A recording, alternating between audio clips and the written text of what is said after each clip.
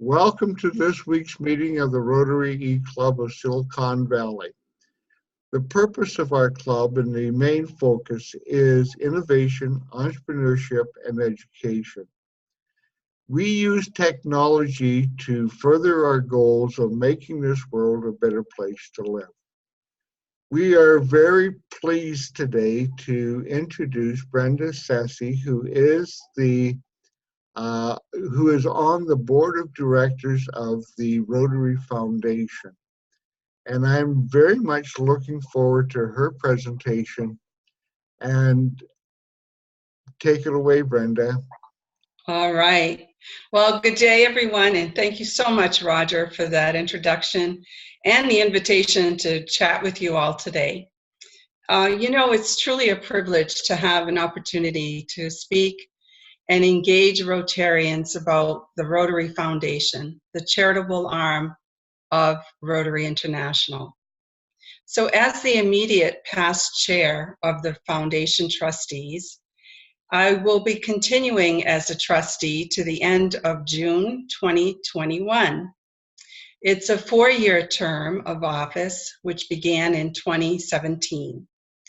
And I feel especially privileged as well to be the first on many fronts, on many levels. That being named the first woman vice chair of the trustees, and then chair the same year, and then the simple fact of remaining on the trustee board for another 2 years as a trustee. Those are just to name a few of the first. But I thought it might be of interest to you to understand how one even begins to become a trustee of the Rotary Foundation. The Rotary Foundation, of course, though, before I begin to explain all of that, is one of those highest rated foundations in the world. In fact, the Rotary Foundation received a 4-star rating from Charity Navigator for the 11th year in a row. This is the highest rating that Navigator gives or that a foundation can receive. So as it turns out, I've been very interested and rather successful in the area of fund development or fundraising, which was a big surprise to me because it wasn't something that I really thought I would enjoy. Our foundation has been around for a good number of years, well over 100 years, of course. And I have a special interest in the foundation. In fact, I joined Rotary once I found out that Rotary was trying to eradicate polio. And at the convention, I shared a story about this little neighbor that I had who suddenly disappeared from my life. We used to skip rope and play hopscotch and play hide and seek with all of our friends. And then one day she literally disappeared from my life. And even though I kept asking my mom, "Where is Susie?" my mom was very quiet about it. She didn't want to talk about it. And finally, one day she told me that Susie actually contracted polio and we would never be able to play again. And so many years later, that was when I was 5 years old. Many years later, when I was invited to join Rotary and learned from my sponsor that Rotary was trying to eradicate polio, Susie came right back into my mind. And I thought, maybe this Rotary has something in it for me. So I agreed to join. One of the very first speakers that I heard at a district conference not 3 months later was Cliff Docterman, our past president. And this was in 1989. So he was talking about how Rotary had just raised $240 million for polio when their goal was $120 million. And I was just so fascinated by the fact that how could this organization raise that much money? How could people have such a great interest in the eradication of polio? In today's world, in the United States and North America especially, we hadn't seen polio for years. So I joined. I felt confident that I was in a good place. I felt good with the people around me and my new friends. The other thing that was of special interest to me was the peace centers. Very interested in peace, and this is of late. And my husband and I actually endowed a Peace Fellow certificate, a Peace Certificate Fellow, and because we believe so much in the program. But the eradication of polio is still very near and dear to my heart. So I served as district governor back a long time ago, 2001 and 2. And I later served as a regional foundation coordinator, and then in the first class of what was now going to be known as the Endowment Major Gift Advisors. And 2 years ago, when President-elect Ian Risley was to seek 3 new seats on the foundation trustee board, as incoming president, he had to look to find the best candidates to fill those seats. So he established a 3-member committee to find someone who had successful fund development background, another with a financial background. And both my name and Mike Webb from the UK came up as good candidates. The third candidate is kind of a given because that's always filled by the immediate past Rotary International president. In this case, it was Ravi Ravindran. So Mike and I received the calls, and of course we were honored and thrilled to take it on. And well, Ravi didn't have a choice, did it? But he was really happy to be on board too. But the board is comprised of 15 members, and there are at least 4 past presidents on the board at any one time, unless there's illness or a reason for that individual not to be there. There have only been 3 times when a past president didn't actually serve as a chair of the Rotary Foundation due to health or other issues. So why do I love the Rotary Foundation? First of all, and most importantly, I feel that Rotary, and especially the foundation, gives me purpose in life. Why? Well, I'm going to concentrate today on the Peace Centers and Peace Fellows, and I would love to answer any questions at the end of this in regards to polio, if you like, since those are 2 of my favorite topics. So again, why does the foundation give me purpose? Because over the years, I've had the pleasure of meeting many, many donors around the world who are extremely passionate about peace and how our peace programs are helping to realize a more peaceful world.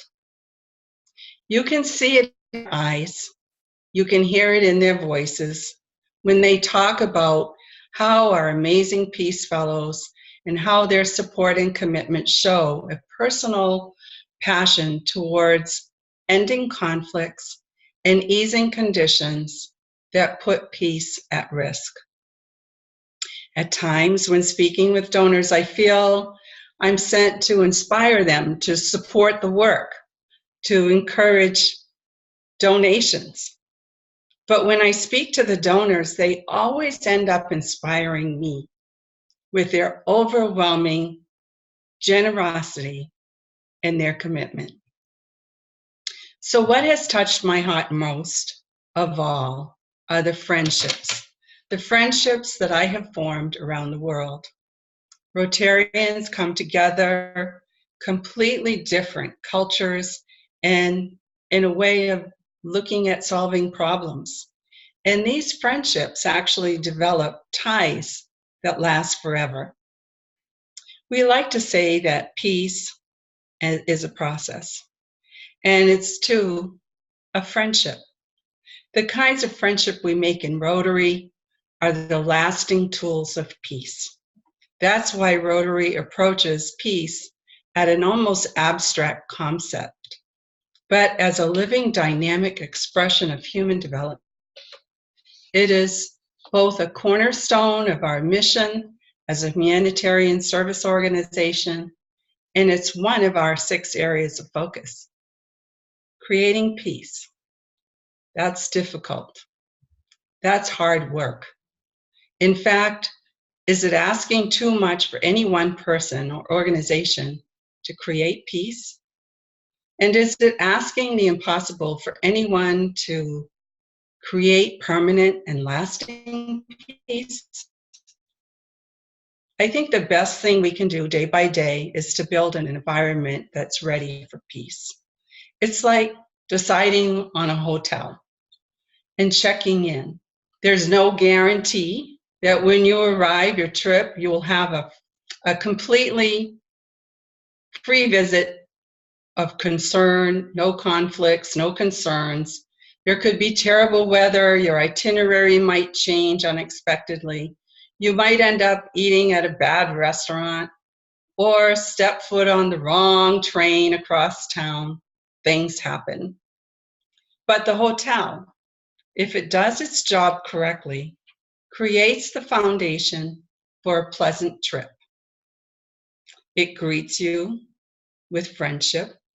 It provides you with a clean and well-decorated room.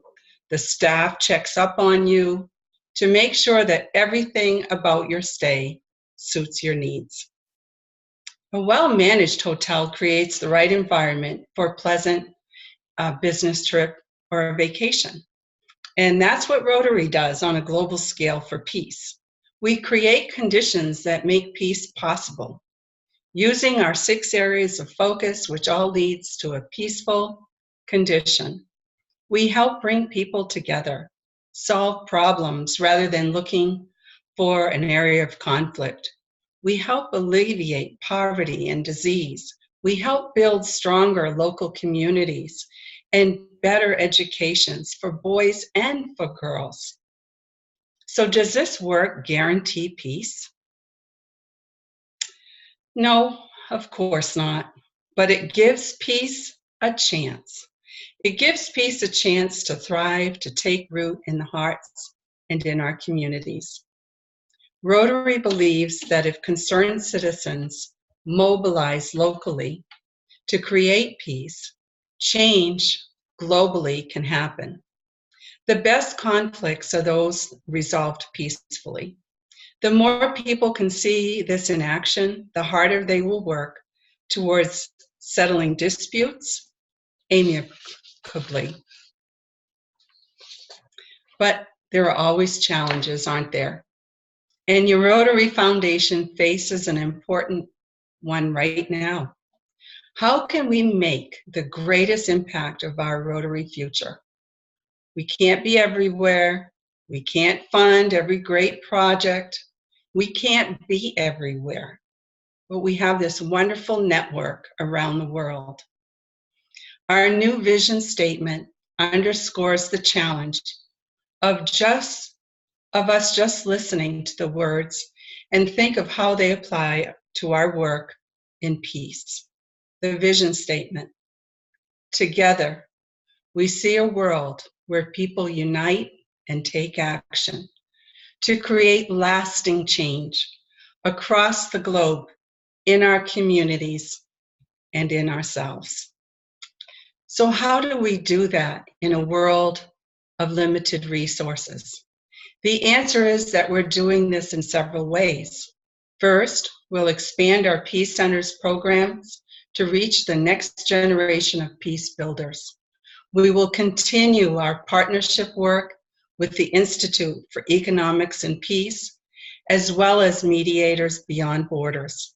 And we can also continue to engage our expanding portfolio of peace projects through our peace area of focus.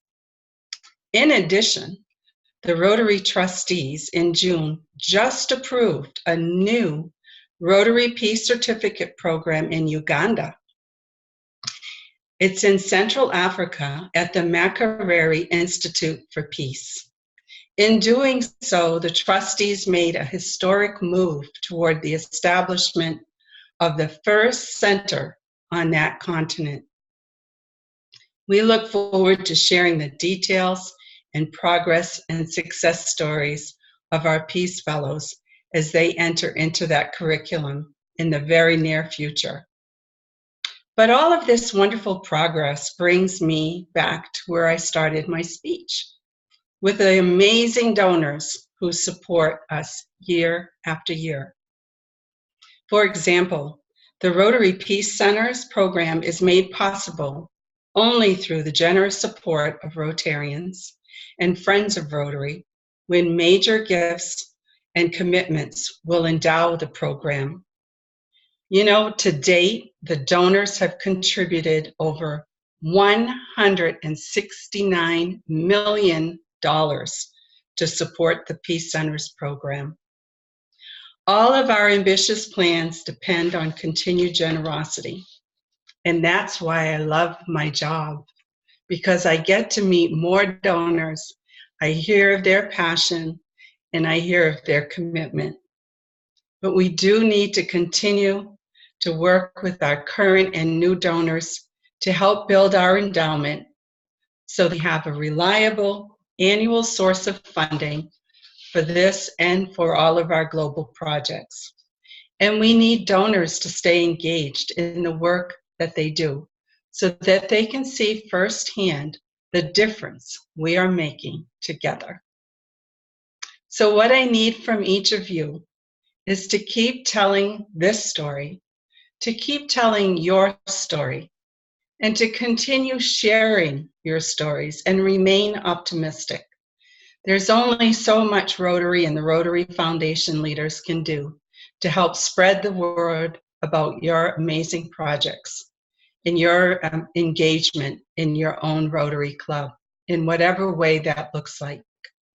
You are people of action, and you have the power to communicate to the world about the amazing work that you do for peace. Find your voice on social media. Find opportunities to give speeches.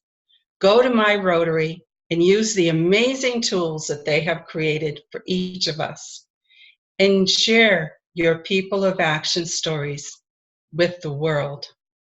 Together, we can keep building a foundation for peace and make the world a safer, more loving place for every man, for every woman, and for every child. Roger and friends, I truly, truly thank you for your dedication, for your undying support, and your engagement and action. Let us all do what we can individually to realize a very positive and peaceful world.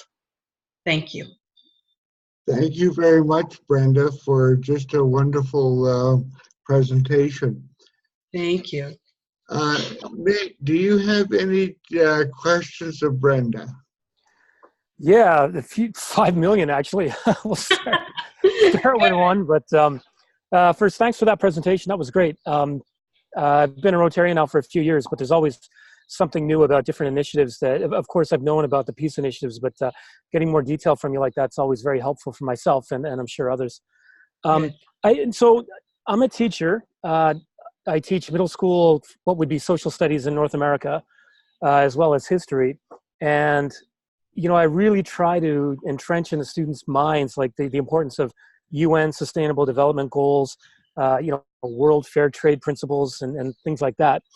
So you've got me thinking, I'm kind of curious, what kind of engagement that does Rotary, in terms of the peace initiatives that the organization has, you know, what are they doing to work with the United Nations and maybe other intergovernmental or non-governmental organizations?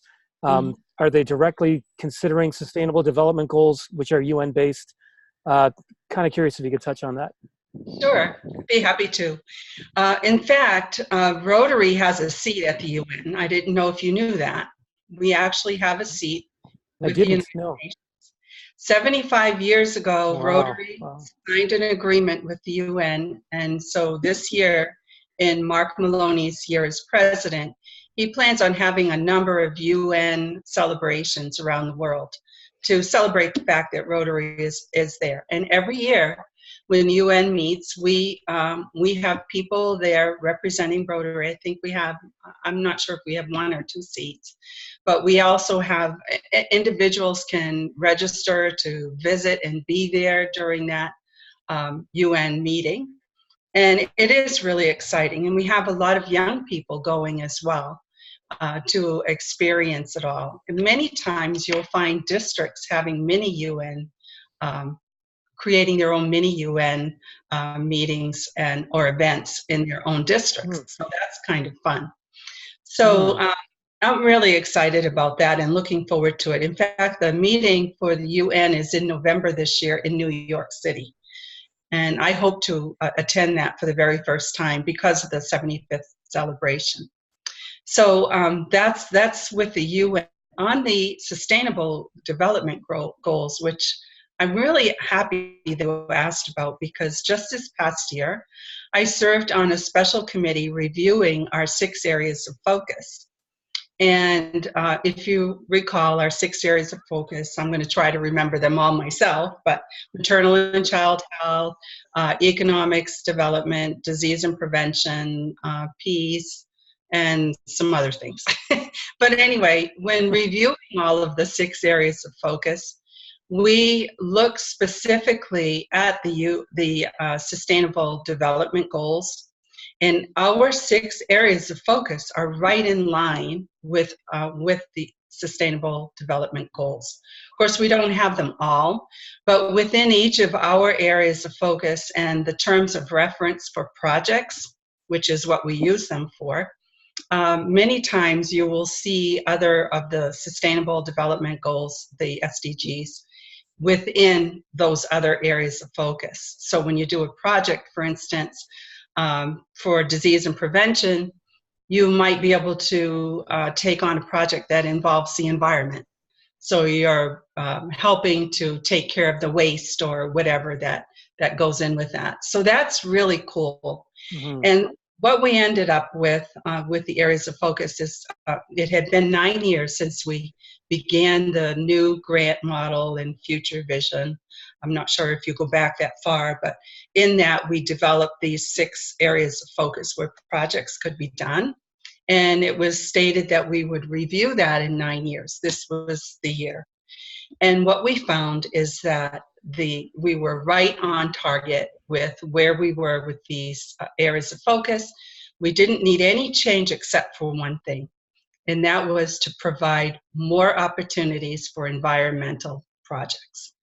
So we included in our terms of reference many ways that clubs could bring in the environment into their projects that would meet their needs and meet what they were crying out for, because they really felt, with the environment, the younger people really like to see projects on environment. So that would sort of tie in with all the new Rotaract information and bringing them on board. So that committee, I think, was the most fun committee that I ever worked on. And I'll tell you why, other than learning about the SDG, was that we worked with the area of focus managers who are based around the world. These are staff members who have incredible background into the area of focus that they're serving. So when projects come through, they can really help and lead and guide the clubs through a project to help make it better and to help them, overcome any pitfalls that they might be falling into. So I hope that answered your question, because I loved it. And that was a lot of information to share. But it's really interesting. No, now I have something to look for, actually. Again, that's great. No, thank you. I didn't realize that, there was that connection and that deep of one going on. Yeah, that's great. And all of those new terms of reference should be available pretty soon, because what we had to do, this happened in April.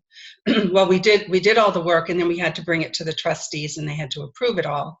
And then of course it has to go through translation. So now all the translation is done and all of this will be available. So you can just look up terms of reference for the areas of focus.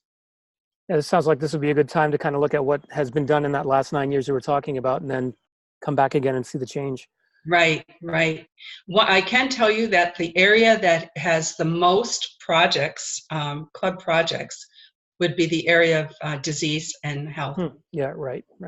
disease prevention and health. And then the next one is water and sanitation. Mm-hmm. In water and sanitation, we've added the word hygiene as well. It used to be just water and sanitation. That was another change that we made. So I think you'll find it all interesting. I'll be having a look. Good, good. Any questions? If we I have, have some questions of you, Brenda, and it's dealing with polio. I know that before Rotary became involved with polio, each year there was around 350,000 new cases of polio around the world. Since we started what is the update for 2018 and 2000 so far 2019 for cases, and in which countries? okay. As far as polio is concerned, yes, we were diagnosing, if you can believe this, 350,000 cases a year back in 1985 and 86 in 120 countries. And you're right, we have very few cases being found right now. In fact, we just received an update today. We have 37 cases so far this year in only 2 countries, Afghanistan and Pakistan. And of course, those of us who follow this know the reasons behind that, and that is the warring factions and the difficulties getting to each and every child to vaccinate them. The great news is that we've been under 100 cases for the last 5 years. That's extraordinary.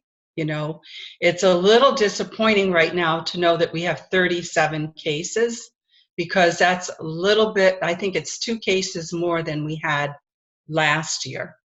And so we have 2 more cases, but we're still under 100 cases a year. And when you think about the parallels between where we were when we began this and now, and the extraordinary issues that we face trying to eradicate polio in these countries, I think we should all be very, very proud. Nigeria was on, the other thing is, if you know anything about polio, a country needs to have no cases for 3 years before it can be certified polio-free. Nigeria, 3 years ago, was like 2 months away from being certified polio-free, and bam, they were hit with a case of polio. And so the clock had to start all over again. But in August this year, we will be at that 3-year point once again. If we meet that deadline without any polio cases, then the UNICEF, World Health, and CDC will then certify, if you can believe it, the entire continent of Africa will be certified polio-free, which is an extraordinary, extraordinary achievement. And I can tell you that the people and the Rotarians in Africa, the government, they are so looking forward to hearing the news that they are certified polio-free. I will guarantee you, between the fact that they have eradicated polio and they now have this new peace center in Uganda, there's going to be a lot of partying going on.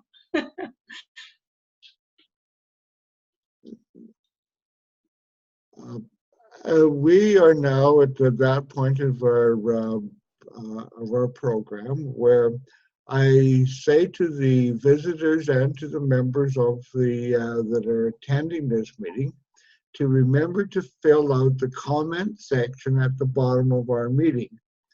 And in addition, please fill out the attendance form. And if you are a guest, then make sure to fill in your correct email address, and our club will send to you a makeup so that you can give that to your club secretary to register your attendance at our club. Now, as it is our case, I'm turning the program back over to Brenda for her last words of wisdom and encouragement to everyone who's listening to this meeting. Thank you. Thank you, Roger. What a pleasure it's been to be on this session with all of you and to have a chance to share my view of the Rotary Foundation and my love and my passion. I can tell you that it's really important that we stay the course with polio. We must finish this job. We can only do it with everyone's help. This year, we needed to raise $50 million again to meet the challenge of the Bill and Melinda Gates Foundation. They said that they would give us $100 million if we raised $50 million. All of that money immediately goes to projects with the UN, with World Health, CDC, to get out there and do the good work of polio. So please, if you can, give a little bit more this year to polio. Give until you know that it's really going to make a difference. I will be riding again in a bike ride in November, and I hope to raise 3 years in a row $1 million with the help of Bill and Melinda Gates. And I hope to see that all those gifts coming in to help us meet that challenge. Thank you, Roger. Thank you, everyone. Thank you very much, Brenda. Thank you.